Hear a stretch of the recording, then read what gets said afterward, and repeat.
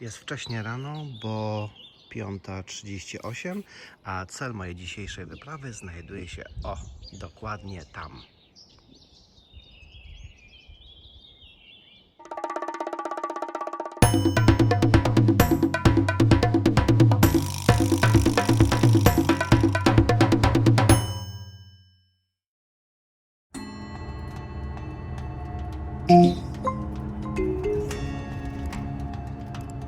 Mój drogi, jestem już niedaleko i niedługo się zobaczymy. Minęło trochę czasu od mojej ostatniej wizyty i nareszcie mam szansę znów Cię zobaczyć po latach. Ciekaw jestem, jak teraz wyglądasz i czy się zmieniłeś. Wiem, jesteś już bardzo znany i popularny, ale mam nadzieję, że gdzieś tam w głębi pozostałeś nadal sobą, taki skromny i uroczy. Jesteś piękny i elegancki, a w stylu nie masz sobie równych. Nie wiem, czy mnie na Ciebie stać, ale jestem tu. Dla Ciebie, mój drogi Dubrowniku.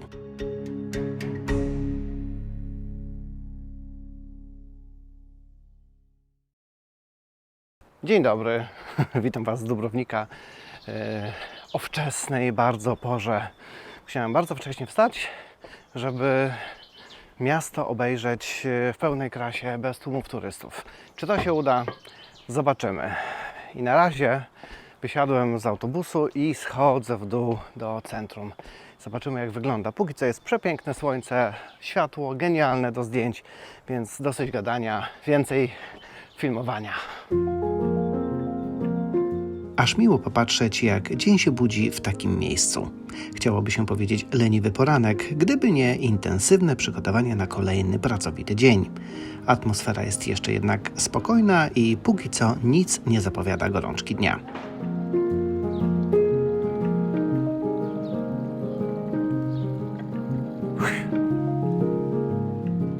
Droga do historycznej części miasta prowadzi przez majestatyczną bramę Pile. Nie sposób jej ominąć, bo innej drogi praktycznie nie ma, a za nią główny deptak, oś przecinająca Starówkę, Stradun.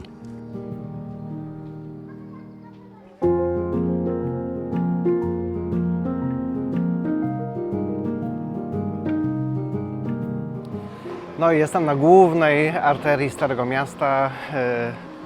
W takim stanie to możecie ją zobaczyć tylko i wyłącznie wcześnie rano, jest po godzinie 7, bo później będzie naprawdę wielki tłum. Zresztą pewnie będę w stanie pokazać Wam to później.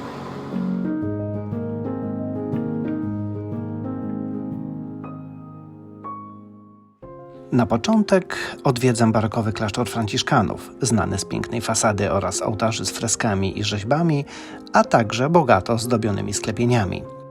Kompleks klasztorny to również biblioteka, muzeum klasztorne oraz stara apteka, funkcjonująca nieprzerwanie od średniowiecza.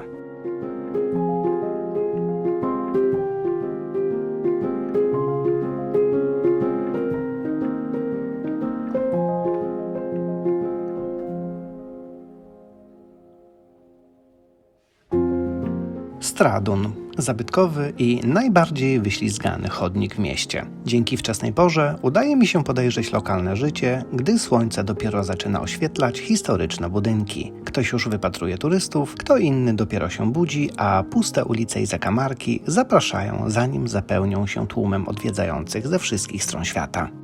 Nie byłem jedyny, który postanowił uwiecznić ten póki co swojski klimat.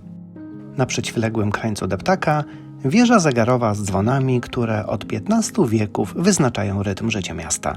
Podobno ich historyczne mechanizmy nadal działają. Stąd najładniej widać sam deptak i stojący obok pałac Sponza oraz kościół świętego Błażeja, zamknięte jeszcze o tak wczesnej porze.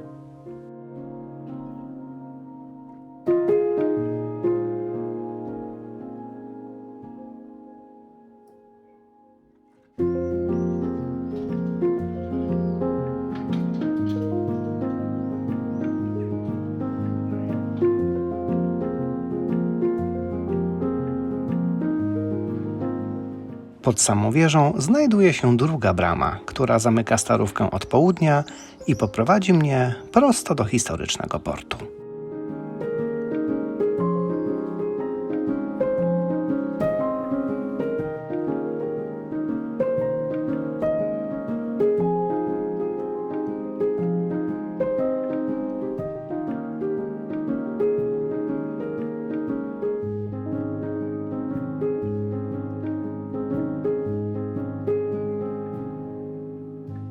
A ze Starego Miasta takimi stateczkami można się dostać na wyspę Lokrum, która tam jest schowana akurat za murami. A tutaj chłopaki czekają na robotę, bo właśnie dzień się zaczyna i szukają turystów, których mogą właśnie przewieźć na wyspę Lokrum. A na samej wyspie znajduje się park, ogród botaniczny i takie skaliste miejsca do plażowania.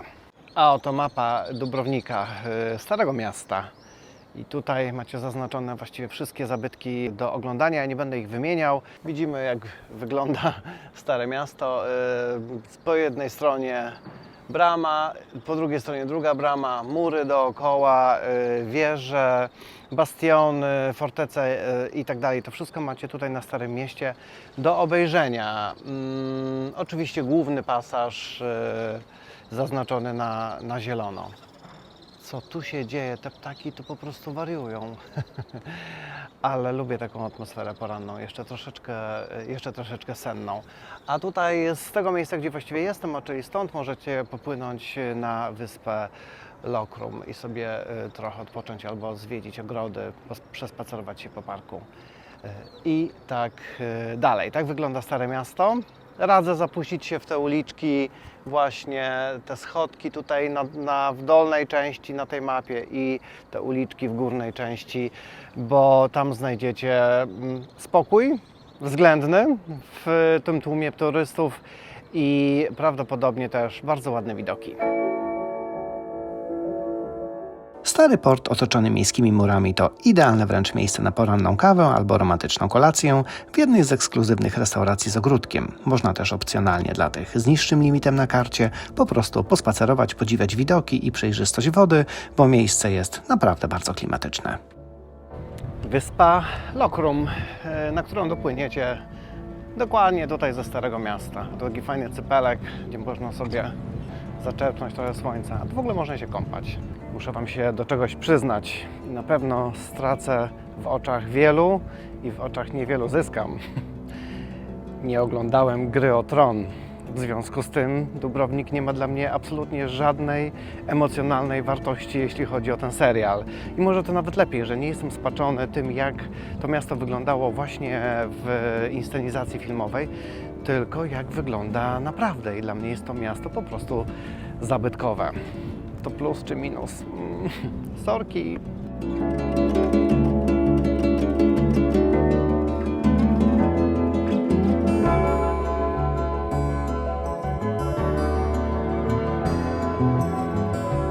Opuszczam port i przez mniejszą bramę wychodzę dokładnie na plac katedralny.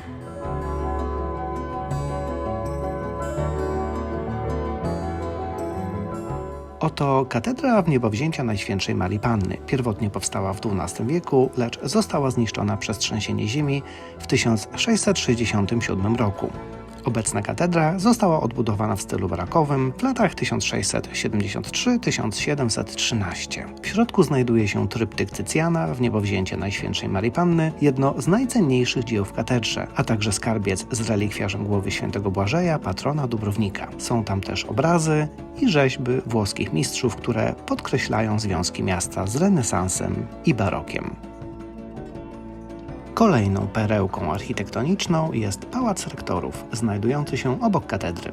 Ten gotycko-renesansowy budynek z elementami baroku powstał w XV wieku, ale był wielokrotnie przebudowywany po pożarach i trzęsieniach ziemi. Obecnie mieści się tu Muzeum Kultury i Historii Dubrownika.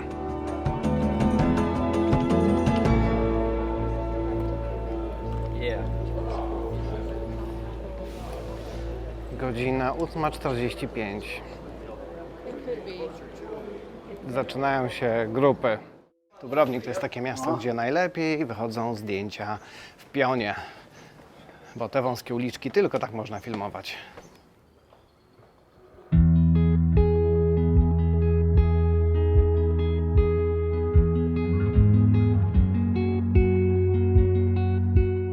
Czerwone dachy Dubrownika stały się już kultowe. Najbardziej podobają mi się widziane w prześwitach wąskich uliczek, gdzie czasem można jeszcze znaleźć lokalny koloryt świadczący o tym, że to jeszcze nie jest turystyczny skansen i życie nadal płynie tu swoim rytmem.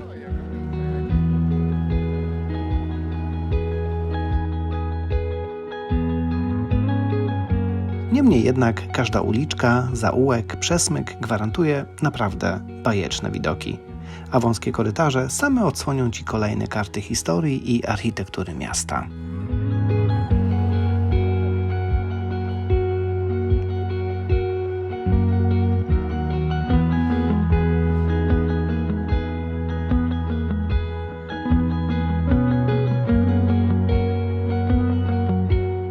Kościół Świętego Ignacego w Dubrowniku to barokowa perła ukryta w sercu Starego Miasta. W środku podziwiać można liczne freski, 4 boczne ołtarze oraz grotę Matki Bożej z Lourdes, miejsce modlitwy i zadumy.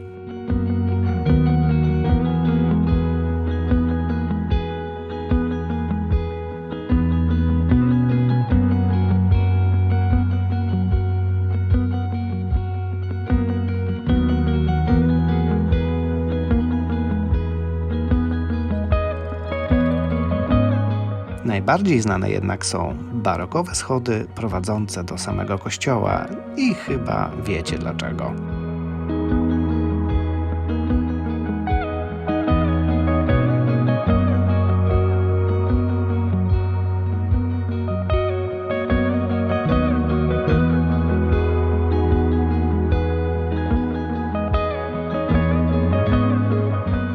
Wąskie zaułki, poza tym, że co krok znajdują jakieś perełki architektury i mają po prostu fajny klimat, dają też przyjemny cień od palącego słońca.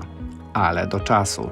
Nie mogę się już dłużej ukrywać, bo nadeszła pora na miejsce, gdzie po prostu cienia nie ma. Oczywiście największą atrakcją Dubrownika są jego mury. Będzie drogo i będzie bardzo dużo ludzi, będą tłumy. Natomiast nie zobaczyć Starego Miasta i Adriatyku z poziomu murów obronnych to tak jakby nie odwiedzić Dubrownika. Mury obronne Dubrownika to jedna z najbardziej imponujących i znanych atrakcji Chorwacji. To monumentalny system fortyfikacji otaczający całe Stare Miasto, wpisany na listę Światowego Dziedzictwa UNESCO. Po prostu must see. Pierwsze umocnienia powstały już w VII wieku, a obecny kształt murów uformowano między XIII a XVII wiekiem. Oto kilka liczb, które robią naprawdę duże wrażenie. Długość to około 1940 metrów, otaczają całe Stare Miasto. Wysokość do 25 metrów w najwyższych punktach i grubość od 1,5 metra od strony morza aż do 6 metrów od strony lądu. Na murach Dubrownika przygotujcie się na dużo schodów, dużo wspinania. Góra, dół, ale im wyżej, tym widoki piękniejsze po prostu.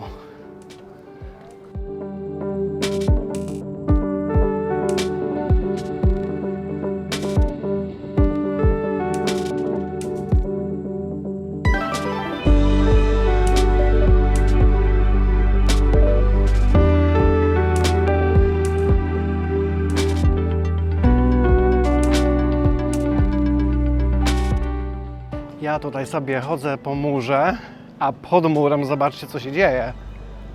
Pod murem jest knajpa, ale do niej się wchodzi na dole, są takie bramy i tutaj właśnie po drugiej stronie muru są takie fajne kawiarenki z widokiem na morze. Tu będzie wieczorem zachód słońca, więc na pewno będzie full. Zresztą już teraz widziałem, że jest sporo osób.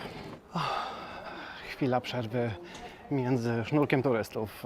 I to jest dobra okazja, żeby porozmawiać właśnie o masowej turystyce tutaj. Do Dubrownika przede wszystkim przypływają kruzery, czyli te wielkie statki z wycieczkowce. No i oczywiście w związku z tym miasto zalewa fala turystów z różnych krajów. Bardzo dużo jest Amerykanów, no bo po sukcesie filmu, serialu Gra o Tron oczywiście wszyscy chcą zobaczyć, gdzie to było kręcone. Masowa turystyka ma się bardzo dobrze w Dubrowniku i to jest jedno z miast, które jest zadeptywane przez turystów. I dzisiaj to było bardzo dobrze widać. Rano, jak przyjechałem o godzinie po 6, było totalnie pusto. Knajpy przygotowywały się i restauracje na nadchodzący dzień i duży ruch, a o godzinie powiedzmy już 9 zaczęły się pierwsze grupy, więc turystów tu będzie nadal bardzo dużo. Przygotujcie się na tłumy ludzi, zwłaszcza w sezonie. Teraz jest wiosna i już jest sporo grup, natomiast w lecie tu będą po prostu tłumy. a co za tym idzie, będą wysokie ceny i te ceny nie będą malały, mimo że rząd Chorwacji apeluje do przedsiębiorców, żeby obniżać ceny, bo jednak są inne miejsca, jak Hiszpania, Włochy, które są tańsze i są równie piękne, ale to się nie zmieni właśnie dlatego, że jest tutaj bardzo dużo turystów i tych grup zorganizowanych i na pewno tak to zostanie, także liczcie się z wysokimi cenami. A więc jest tu drogo, było drogo, jest jeszcze drożej i będzie jeszcze drożej, bo turyści będą przyjeżdżać. Będą przyjeżdżać, to jest jedno z najpopularniejszych miast w Europie, więc to się na pewno nie zmieni. Więc przygotujcie się na grubszy portfel. Przykładowo, siedząc dzisiaj w kawiarni, no kawa 6 euro powiedzmy, bardziej wypasiona kawa w Polsce też kosztuje tyle, natomiast to była taka maciupeńka cappuccino za 6 euro, soki wyciskane 7, piwo w okolicach 10, pół litra, no i mój hicior Aperol Spritz 17 euro, a byłem niedawno we Włoszech i tam kosztował 5, no góra 6, więc no taka jest przebitka. Należy więc przygotować się, że koszty będą wysokie. Czy te widoki rekompensują te koszty? Nie wiem, ale na pewno są przepiękne. A ja chciałem Wam jeszcze pokazać, gdzie się zatrzymałem. Jeżeli nie chcecie zostać w Dubrowniku, bo jest tutaj dla Was za głośno czy za dużo ludzi, to zatrzymałem się dokładnie tam. I tam jest miasteczko Cavtat, to jest niedaleko lotniska, jakieś 20 km stąd, może mniej. Jeździ miejski autobus co godzinę, co pół godziny w ciągu dnia, więc cisza, spokój, mało turystów i taka idylliczna atmosfera, fajna na wypoczynek i na plażę. A do Dubrownika można przyjeżdżać na zwiedzanie.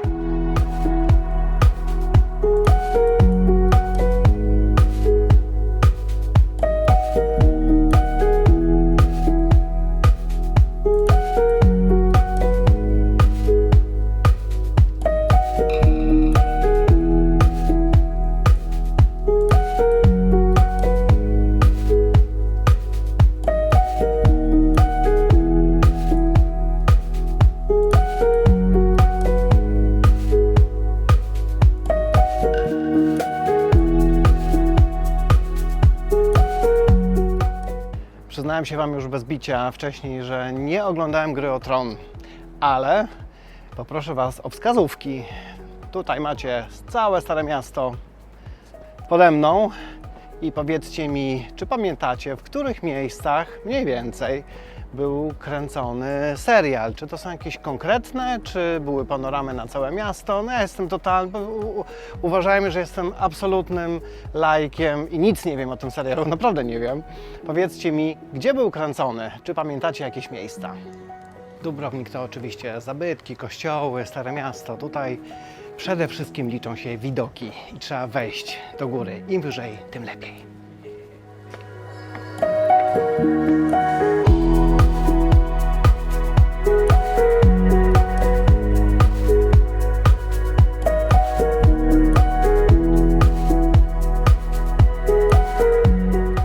Moi drodzy, Dubrownik najlepiej smakować oglądając go i to najlepiej z góry. Trzeba wejść na mury i oglądać go z góry. Pięknie mi się zrymowało na koniec. Może ta opowieść nie była jakoś bardzo szczegółowa, ale praktycznie tutaj nie ma o czym opowiadać, bo zabytki zabytkami, kościoły kościołami, to są przede wszystkim widoki. Stare Miasto to już jest klasyka turystyczna. Nie dziwię się, że tutaj tyle tłumów turystów odwiedza to miasto rok w rok. Nieważne, czy to jest sezon, czy poza sezonem. Ja jestem teraz na wiosnę i jest naprawdę sporo odwiedzających.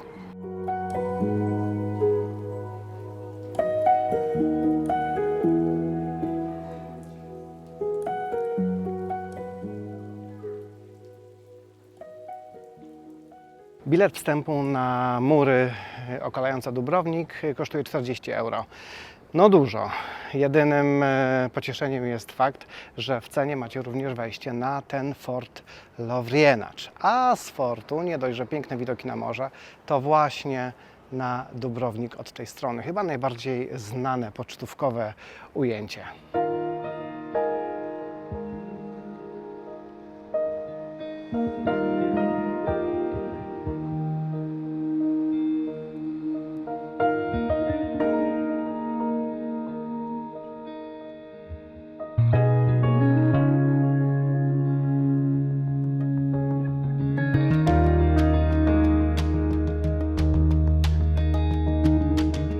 Jest godzina 15:30, miałem kolejną grupę turystów, a to jest świetna okazja, żeby zrobić przegląd narodowościowy odwiedzających Dubrownik. Na moje ucho większość odwiedzających to Amerykanie. Amerykanów jest tu bardzo, bardzo dużo. Widać jednak, Gra o Tron zrobiła swoje i chcą zobaczyć, gdzie to było kręcone.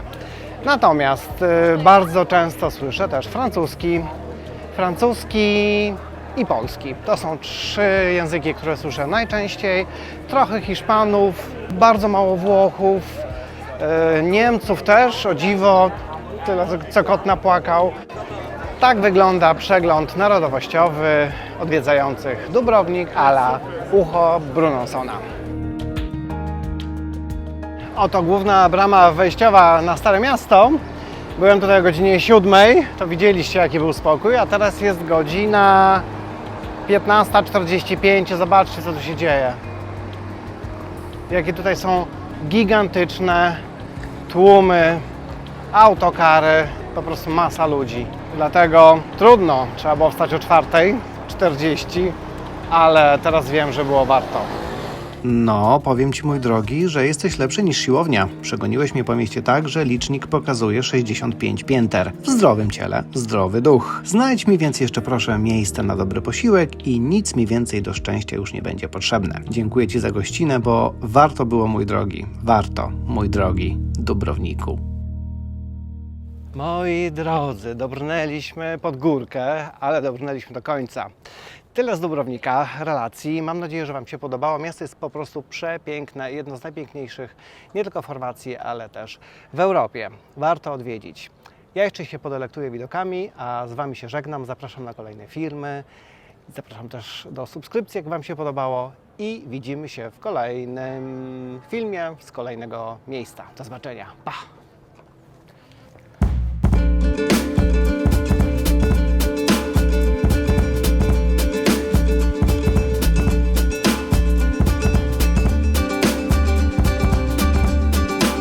People